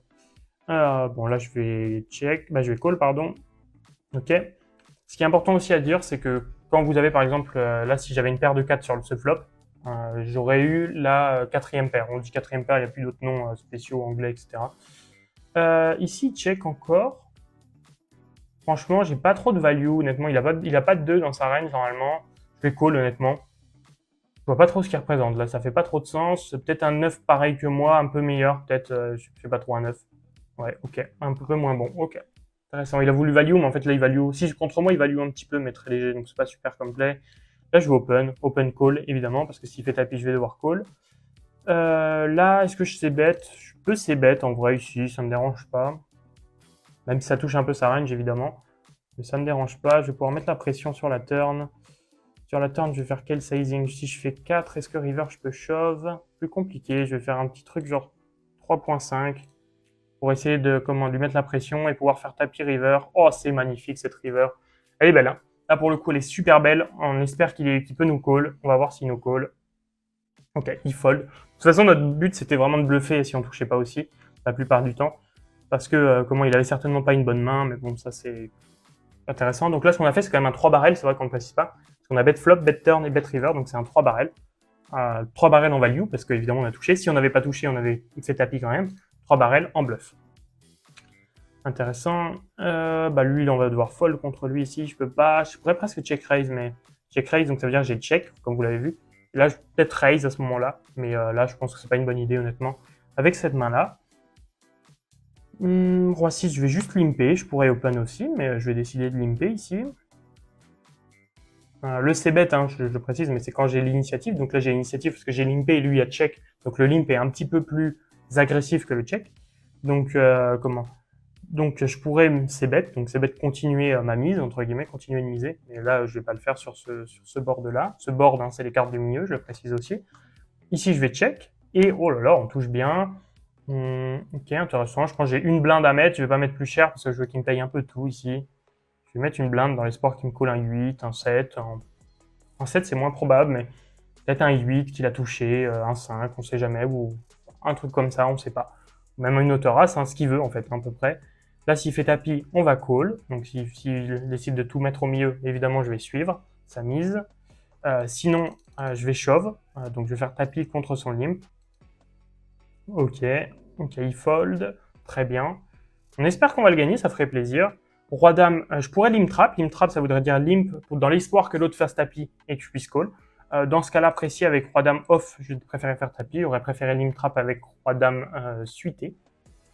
Ici, je vais faire tapis directement. On espère qu'il call pas, c'est pas grave. C'est même plutôt bien aussi, hein, ça reste positif. Ici, on va check back s'il limp, sinon on va se coucher tout simplement. Donc vous voyez les termes, alors les termes sont un peu complexes évidemment parce que c'est beaucoup d'anglais, etc. Mais ça reste quand même, genre, une fois que vous avez la base, tu vois, les mots que je vous ai appris, ça reste quand même très compréhensible et très facile à maîtriser. C'est souvent les mêmes situations qui reviennent, souvent les mêmes mots évidemment. Donc ça va, c'est pas non plus insurmontable, même si c'est l'impression que ça donne quand vous commencez. Là, je vais check back. Pourquoi je check back? Parce que comment il a check. Quoique même pas, je vais check juste. Je dis tout le temps check back dans ce spot, c'est une vraie erreur. Et je vais je vais check parce que lui il a limpé. Donc moi j'ai plus qu'à check. Je dis tout le temps check back, mais c'est une vraie erreur ici. Là je vais limp trap, tu vois, on l'a ce spot de limp trap. Ici je vais limp trap évidemment. Dans l'espoir qu'il fasse tapis. Il fait pas tapis, il y a un as qui tombe comme souvent, mais c'est pas grave, on va assez bête. Il a quasiment pas l'as, en fait là c'est impossible qu'il ait l'as. Sinon il aurait fait tapis en fait. Il y a quasiment tous ses as. Ok, on a 9-9, ça fait plaisir. On va pouvoir call. Ok, il a valet 3 suité, c'est bien joué de sa part, hein, c'est normal. Allez, s'il peut passer celui-là, au moment j'ai pas un beau run, mais ça pourrait passer. Let's go. Ok, let's go. Bah nickel. Moi ce que je vous dis maintenant, c'est qu'on va reprendre directement avec la petite fin de la formation. Allez, c'est parti. On enchaîne, hein, il y en a du vocabulaire, il y en a où en plus j'enchaîne. Vous avez des petites coupures, mais c'est beaucoup de taf aussi de votre côté, hein, faut pas le négliger parce que pour vous, alors pour moi c'est sûr c'est beaucoup d'explications, etc., d'être le plus clair. Donc c'est quand même pas mal de travail, mais par contre pour vous c'est tout réapprendre, tout apprendre, etc. C'est quand même complexe, mais du coup je compte sur vous hein, pour rester avec moi. On reste focus, il y a encore des petits quiz qui arrivent, des vidéos, etc. Donc franchement ça va bien couper un peu tout cet apprentissage. Il reste quand même quelques tableaux, hein, mais vous allez voir que ça va le faire. On est parti. Avec équité, c'est le pourcentage de chance qui vous reste pour gagner ce coup. Je ne sais pas si vous vous rappelez, tout à l'heure, on a calculé la cote d'impôt, tu vois, et on a dit qu'il faut 25% de chance de gagner le coup. On aurait pu dire, tout simplement, il nous faut 25% d'équité. Et tout simplement, l'équité, c'est les pourcentages de chance qui te restent pour gagner le coup, comme je l'ai mis ici, tout simplement. Ensuite, le flush draw, j'en ai déjà parlé, donc ça va aller vite. C'est le tirage couleur. Hein. Il te manque une carte si tu as un flush draw pour avoir 5 cartes du même symbole. Si tu as un backdoor flush draw, comme on l'a dit, il te manque 2 cartes pour avoir 5 cartes du même symbole, tout simplement. Gutshot, on en a assez parlé, comme vous l'avez vu. De toute façon, c'est une tirage quinte avec une carte manquante. Donc, vous voyez encore un exemple que je vous laisse regarder. Honnêtement, il est très clair et de toute façon, on en a assez parlé. J'ai envie d'accélérer un petit peu pour pas que ce soit trop chiant et vous répéter 100 fois la même chose. Ensuite, on a le heads up, le 1 contre 1. J'en ai déjà parlé. Au début, on est en 3 way, vous savez. Hein, on est 3 joueurs. Et ensuite, on passe en heads up. Donc, vraiment, un joueur contre un joueur, vu qu'on n'est plus que 2. Tout simplement. Ensuite, on a un fiche qui est un joueur amateur. On dit aussi un joueur récréatif. Je pense que ça vous parle pour le coup. On va avoir de l'autre côté les règles, les joueurs réguliers. Donc, on a vraiment des fiches et des règles. Les règles, c'est des joueurs gagnants, réguliers, etc. Ce à quoi vous prétendez, entre guillemets, vous essayez d'atteindre cet objectif-là. Et au début, si vous commencez au poker, vous êtes pour sûr un fiche. Hein. Je connais personne qui commence en étant un règle, c'est impossible, parce que c'est un joueur régulier, donc il maîtrise tout. Donc ça, ce n'est pas possible. Ensuite, fold equity, si je le prononce mieux, c'est fold equity, pardon. C'est la probabilité que l'adversaire se couche. Par exemple, on va dire, j'ai peut-être 25% de fold equity, ça veut dire que j'estime, hein, c'est vraiment une estimation, j'estime que mon adversaire, dans ce spot-là, quand on joue ce coup-là, j'estime que là, si je mise, il a 25% de chance de se coucher. Donc, on a 25% de fold equity. Je crois que je vais pas y arriver, hein, je voulais dire fold equity. Pardon, excusez-moi, je fatigue. Hein. Mais du coup, vu que je fatigue, c'est quelqu'un qui va prendre ma place pour vous expliquer ce que c'est le kicker. Voilà, je vous montre une petite vidéo. Un kicker est une carte utilisée dans le poker afin de définir le vainqueur. Par exemple, si 2 joueurs ont une paire, le vainqueur sera celui qui a la plus haute carte non appareillée. Dans cet exemple, un joueur a une paire de dames et un valet, et l'autre a une paire de dames et un 10. Le joueur avec le valet gagne, le valet est dans ce cas le kicker. Merci à PokerStar pour ça, hein, c'est pas du tout sponsorisé, mais on cite les sources évidemment, parce que c'était eux qui ont créé cette vidéo, donc évidemment on cite quand même la source, évidemment, même si j'ai pas de deal avec eux, rien, mais évidemment il faut quand même citer ces sources, ça me semble évident. Ensuite, les termes de LAO, hein, donc on est parti, vraiment là pour le coup on arrive sur la fin, hein, les gars, il faut tenir. Le lead, c'est reprendre l'initiative, comme être le premier à miser. Par exemple, reprendre le lead, ça pourrait être un donk bet. Un donk bet, reprendre le lead, parce que tu reprends l'initiative. Tu te rappelles, on a parlé du donk bet. Donc, le lead, reprendre le lead, c'est équivalent à faire un donk bet la plupart du temps. De temps en temps, ça ne sera pas un donk bet, parce que le donk bet est quand même généralement au flop. Tu vois, donc sur les 3 premières cartes, c'est même tout le temps ça, que tu peux reprendre le lead assez logiquement. Si ça a fait check-check au flop, par exemple, si les deux personnes ont check, à la turn, tu as envie de miser, évidemment, c'est pas parce que tu es hors de position et que tu as parlé en dernier que tu n'as pas envie de reprendre l'initiative, parce que si tu as une bonne main, tu as une bonne main, tu vois, tu as envie de miser, par exemple, et là, tu pourrais reprendre le lead de manière intelligente. Et donc, reprendre le lead, c'est plus général qu'un long bet, c'est vraiment au flop. Un leak, c'est une lacune, tout simplement. Par exemple, je dis j'ai des leaks, ça veut dire que j'ai pas mal de lacunes à jouer, tu vois, en jouant, etc. Et quand je dis, par exemple, je vais détecter vos leaks, je vais essayer de deviner tout ce qui vous pose problème. Par exemple, je vais détecter tes leaks, je vais remarquer que tu fais trop souvent tapis, que tu relances pas assez pas avec assez de mains, tu suis trop souvent les tapis, j'en sais rien, tu vois, tu as plein de leaks possibles. Voilà, tout simplement. Un limp, c'est suivre la big blind sans relancer. Voilà, juste tu mises autant que la big blind. Donc la big blind, c'est une BB, tu décides de mettre une BB. Au bouton, c'est toujours une mauvaise idée, on en reparlera. Mais c'est quelque chose quand même qui existe, surtout en SB. Tu es en small blind, tu as 0,5 blind, tu as envie de rajouter juste 0,5 blind, donc tu as limpé. C'est quand même quelque chose qui arrive. Nit, c'est un joueur passif, j'en profite pour vous le dire, joueur passif, qui est presque plus important que Nit, on va dire souvent joueur passif. Joueur passif, c'est quelqu'un qui va justement être très calme, tu vois, qui va jamais miser, qui va tout le temps check, et puis même essayer de se coucher tout le temps dès que tu vas miser, il va avoir peur, etc. Voilà, quelqu'un de passif. Les nuts, c'est un jeu imbattable. On va faire très simple pour que ça soit rapide. Par exemple, sur Dame Valet 10, tu imagines Dame Valet 10, les nuts, c'est As-Roi. Parce que As-Roi Valet Dame 10, pardon. As-Roi Dame Valet 10, pardon, c'est compliqué. Vous voyez bien que il n'y a pas un meilleur jeu que ça, sauf s'il y a une couleur possible. Mais s'il n'y a pas de couleur possible, évidemment, c'est la meilleure main. As-Roi, donc ça veut dire que tu as les nuts. Et juste, je précise aussi les nuts. On a tendance à dire les nuts, même si c'est pas vraiment les nuts. J'en sais rien. On peut le dire, par exemple, pour reprendre le cas de Dame Valet 10. Si par exemple on a Roi 9, on va dire qu'on a quand même les nuts, etc. Les nuts, en gros, c'est l'ensemble des 2-3 meilleures mains possibles. Voilà, après, tu as vraiment les nuts de chez nuts, entre guillemets, on pourrait préciser comme ça. C'est vraiment la meilleure main, mais c'est vrai qu'on dit les nuts pour les meilleures mains en général. Tu vois. Les outs, c'est le nombre de cartes qui peuvent te faire gagner. Et justement, on va essayer de compter ça juste ensemble. Ça peut être cool, mais tout simplement, ça veut dire que par exemple, River estime que par exemple, les seules cartes qui te font gagner, c'est les 4 valets qui restent dans le jeu. Ça veut dire que tu as 4 out, tout simplement. Donc on va essayer de les compter ensemble. On est parti avec ce petit quiz. On est parti pour le quiz. Combien de cartes te font gagner? 5, 6 ou 8, il faut trouver. On corrige le quiz directement après, donc tu n'as pas besoin de noter là pour le coup parce qu'il n'y aura qu'un quiz là-dessus. On va pas en passer 2 heures là-dessus. Mais essaye de trouver combien de cartes peuvent te faire gagner avec la river. Combien de cartes te feront gagner. Donc on imagine que le flop c'est Roi 9, 7, 2 et que toi tu as 7 et 8 et que ton adversaire a Roi Dame. Pour te parler des H, des S, des C, etc., juste le C, ça veut dire club, donc trèfle. C'est comme ça qu'on note. H, c'est earth, donc le cœur. Je ne suis pas très bon en prononciation en anglais. Et le S, c'est spade, donc spade, c'est les piques. Voilà, tout simplement. Donc, je te laisse regarder ça de ton côté. Si tu veux aussi en précision, ça pourrait être un D. On pourrait mettre si le D. D'ailleurs, le D, j'avais même pas vu. Ce serait diamond, qui est le carreau, évidemment. Donc, comme ça, tu peux voir s'il y a des tirages couleurs, etc. Je te laisse regarder de ton côté et on voit ça ensemble directement. On est parti avec, du coup, c'était 5 la bonne réponse. Pourquoi? Parce que moi, il faut que je re-regarde. Tout simplement parce que les cartes qui te font gagner, on va faire simple, mais c'est du coup les 2 sets restants, parce qu'il y en a déjà 2. Des 7, il y en a 4 de base. Donc là, on en enlève 2. Pourquoi? Parce que il y en a un dans ta main et un sur le flop. Donc ça te fait gagner parce que ça te ferait un brelan s'il y a un nouveau set qui tombe.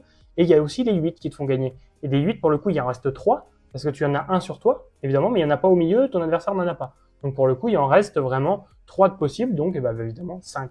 Donc tu as 5 out encore pour gagner. Voilà, tout simplement. Honnêtement, tu dois être un peu au fond du trou parce que là, pour moi, ça devient même long. Alors j'imagine pour toi, mais vraiment, tiens bon, je suis avec toi. Et puis après, il y a le cadeau qui va arriver, ça va te régaler. Ensuite, du coup, on a l'open, le raise, relancer. On l'a déjà vu, quelqu'un qui est au bouton, il décide d'open, ça veut dire qu'il relance, il décide de miser plus qu'une blinde. Sinon, il aurait limpé. Overbet, tout simple. Tu as ton pot, comme l'exemple, je vais te faire directement, le pot il est de 4, tu décides de miser 5. Tu mises plus que le pot. Le pot fait 4, tu mises 5. Le pot fait 4, tu mises 25. Voilà, peu importe. Tu mises plus que ce qu'il y a au milieu, donc tu fais un overbet.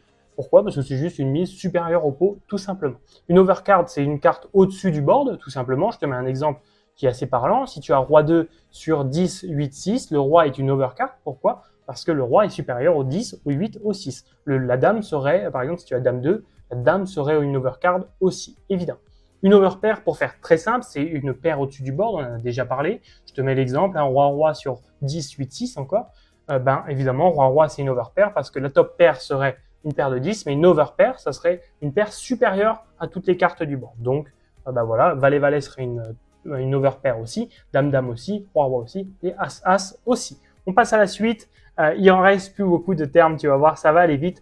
Une pocket pair, c'est c'est des cartes qui forment une paire dans ta main, donc ça serait de As-As à 2-2, tu vois, As-As, Roi-Roi, etc., jusqu'à 3-3 et 2-2. Mais on dit c'est généralement ça quand même pour 6-6, 5-5, 4-4, 3-3, 2-2. On va pas dire que tu as une pocket pair, par exemple, si tu as As-As, ça se dit pas. On va juste dire que tu as une paire servie, par exemple. On va pas dire une pocket pair pour ça. On l'utilise vraiment différemment par rapport à la définition de base, mais on va l'utiliser pour aller 5-5, 4-4, 3-3, 2-2, ça c'est sûr, et de temps en temps 6-6. Mais en gros, les pocket pairs, c'est les petites paires, si tu veux. Le pot, c'est la totale des jetons qui est au milieu de la table. Je pense que ça, depuis, tu l'as compris. Le push, du coup, c'est all-in. Hein, on peut dire shove, etc. C'est vrai qu'il y a le push, je push. C'est un peu moins utilisé. Du moins, moi, je l'utilise moins. Mais comment je shove, c'est quand même un truc qui se dit encore plus souvent. Les rooms, tout simple. Hein, BetClick, Winamax, PokerStars, ça, c'est des rooms, tout simplement. Des rooms, il y en a 100 000. D'ailleurs, j'y pense. Hein, dans la description, je te le dis.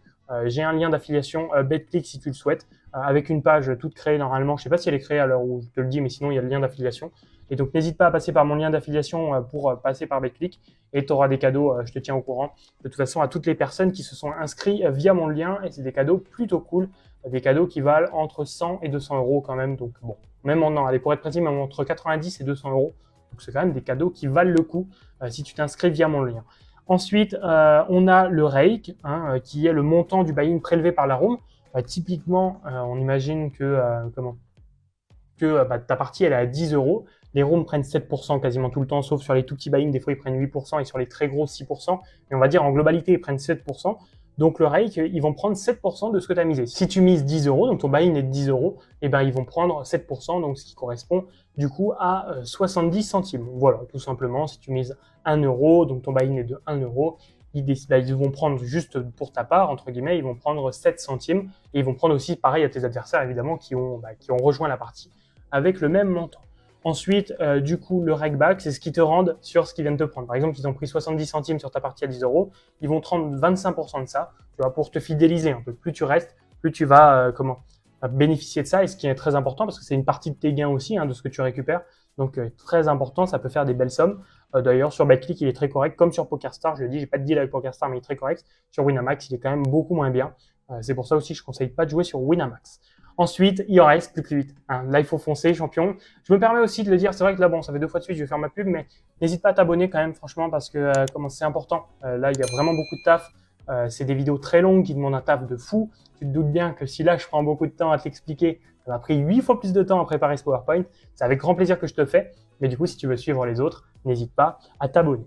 Nous, on passe à la suite, avec la fin des termes. Il en reste vraiment plus beaucoup maintenant. Comme tu le vois, plus que 8 termes. On a la showdown value. Showdown value, c'est une main pas très forte, mais qui peut quand même gagner à l'abattage, donc au showdown à la fin, tu vois. Alors, par exemple, je te mets un exemple, 10 et 2 sur roi 2, 6, 6 dames. Alors oui, tu as une paire de 2, c'est pas ouf, tu vois. Mais de temps en temps, ton adversaire va retourner une hauteur as, il va retourner, j'en sais rien, un 10, tu vois, genre 10 et 9, etc. Et de temps en temps, tu vas gagner. Donc tu as de la showdown value parce que tu as de la valeur à amener à la river, tu vois, entre guillemets. Tu vois, amener au showdown, en fait, ou même après la river, tu vois. Ton but, ça va être de check jusqu'au bout pour essayer de montrer tes cartes. Hop, j'ai une paire de 2. Toi, t'as rien, tant mieux, j'ai gagné le coup, tu vois. C'est vraiment cet objectif. Donc, c'est une main pas très forte, mais qui peut quand même gagner. Si, par exemple, sur ce board, t'as 3 et 4, t'as pas de showdown value parce que tu peux jamais gagner avec 3 et 4 ici. Tu vois, tout simplement. Bref. Un shot, c'est tenter une limite supérieure avec avec peu de buy-in. Simplement, par exemple, j'ai, 100 buy-in, comme on avait dit tout à l'heure, tu vois, de bankroll. Mais j'ai envie de jouer dans la limite au-dessus, mais pourtant, dans ce buy-in supérieur, j'ai que 50, j'ai que 50 buy-in de bankroll, en fait, tout simplement. Tu vois, par exemple, je vais te faire un exemple plus concret. Tu es en 1 euro, tu as 100 euros de bankroll, donc c'est nickel, et tu as envie de passer en 2 euros. Mais du coup, tu n'as que 50 buy-in en 2 euros, parce que 50 x 2 égale 100. Tu vois, les 100 euros que tu as. Donc tu peux te dire, bon, ok, je tente un shot avec 5 buy-in. Si je perds mes 5 buy-in, je retourne en 1 euro. Donc tu vas jouer 5 fois 2 euros, donc tu vas jouer jusqu'à 10 euros de perte. Hein. Si tu gagnes, tu continues, tu restes sur ta limite. Si tu rates, tu redescends. Tu vois, si tu perds tes 10 euros, tu redescends, et du coup, tu auras 90 buy-in en 1 euro parce que tu auras 90 euros et ça sera quand même faisable, tu vois, de remonter ça tout facilement. Tu vois, donc c'est vraiment le concept d'un shot, c'est essayer de d'aller un peu plus vite que ce qu'il faut. Mais du coup, ça peut être intéressant à condition que c'est fait de manière intelligente. Suite-aide, donc même symbole, on en a déjà assez parlé, comment je l'avais mis au début avec assorti, etc. Spew, c'est quelqu'un qui fait n'importe quoi. Si on dit, bah toi tu spew, ça veut dire que tu es en train de faire n'importe quoi, tu fais tapis, tu suis, tu fais n'importe quoi, tu fais tapis avec 10 et 2, etc. Tout simplement. Stack, c'est l'ensemble de tes jetons. Hein. Par exemple, ton stack peut être de 12 blindes. J'ai un stack de 12 blindes. C'est que tous mes jetons, ça fait 12 blindes. Tout simplement, là, c'était assez simple quand même. Le tracker, c'est un logiciel qui te permet de revoir tes mains. Il en reste plus que 3. Après, bah 2, il reste ceux que tu vois là. Donc, c'est un logiciel pour revoir ses mains et ses statistiques. Franchement, c'est nickel d'en avoir un. Je t'en conseillerai plus tard dans les prochaines vidéos. Donc, on en reparlera. C'est intéressant. Ça te permet de savoir ton niveau, de revoir tes mains, d'analyser tes plays, etc. C'est quand même intéressant. Value bet, c'est une mise pour valoriser ta main. Donc, parce que tu penses être devant, on en a déjà parlé, par exemple, sur un 3 barrels en value. Bah, c'est des value bets, en fait, que tu vas faire à chaque street. Hein. Au flop, tu vas faire un value bet. Tu vas le faire à la turn, tu vas le faire à la river. Donc, tu auras fait un 3 barrels en value. Parce que tu penses avoir la meilleure main à chaque fois. Donc, tu mises, tu mises, tu mises. Et la variance, c'est la part de chance, évidemment. La variation de tes gains sur le court terme. Je vais te faire un exemple tout bête. Quand tu es gagnant sur le long terme, ça monte comme ça. Hein, mais sur le court terme, ça remonte comme ça. Voilà. Hop. Tout simplement parce que bah, voilà, tu peux avoir pas de chance, il y a de la chance, pas de chance, pas de chance, il y a de la chance. Bon, sur le long terme, évidemment, ça monte. Mais sur le court terme, voilà, c'est la variance qui te fait osciller comme ça. Voilà, maintenant, je pense qu'il est temps de te récompenser. Bon, je t'en parle tout de suite, hein, évidemment, mais le cadeau, bon, du coup, je te laisse le voir. Hein. Il y a un lien en description, de toute façon, qui doit être, bah, je sais même pas le nom du lien, mais qui aura un petit logo cadeau à côté, donc un emoji cadeau, donc tu vas vite le remarquer. Qu'est-ce que tu vas avoir dans ce cadeau? Une formation d'environ 1 heure. Hein. Honnêtement, elle est peut-être un tout petit peu plus courte, peut-être 45 minutes, 50 minutes. Franchement, ultra qualitative. Tu vas voir, je me prends un peu trop au sérieux au début, parce que j'ai tourné ça il y a assez longtemps quand même. Et je voulais donner un ton sérieux, peut-être un peu trop sérieux, mais je me suis dit, elle était quand même tellement qualitative, je peux pas la supprimer et pas vous la donner, tu vois, vous la passer. Donc évidemment, tu auras accès. Tu as juste à mettre ton petit mail tranquillement sur la page, hein, je te laisse voir, et directement, tu la reçois même pas par mail, hein, c'est directement sur la page normalement que tu l'obtiens. Voilà, tout simplement. Et après, oui, tu recevras quelques mails de ma part. Si tu veux te désabonner, il n'y a pas de souci, hein, c'est toujours possible. Moi, il n'y a aucun souci avec ça. Mais par contre, le kiff que tu vas avoir sur cette formation, elle est vraiment, en fait, c'est plein de, le contenu est incroyable. La manière dont je l'ai faite est un peu, je me prends un peu au sérieux. Je vais tourner bientôt la fin de la formation qui sera beaucoup plus cool. Je t'ai presque vous voyez, etc. Bon, tu verras. Mais tu vas te régaler, franchement, parce qu'il y a de belles choses à apprendre. Regarde-la quand tu veux, mais vraiment regarde-la parce que ça va t'aider extrêmement. Voilà les gars, moi j'ai à peu près tout dit ce que je voulais. On se retrouve certainement dimanche prochain et peut-être entre-temps pour d'autres vidéos ou peut-être même après hein, si ça prend plus de temps à faire. Il ne faut pas que je me précipite, j'ai envie de vraiment de tous vous les faire, qu'elles soient qualitatives ces vidéos. Voilà. J'espère que vous avez apprécié tout ça. N'hésitez pas à vous abonner les gars, ça me soutient extrêmement. Et moi je vous dis à la prochaine, j'espère que vous avez kiffé. Ciao ciao, merci beaucoup.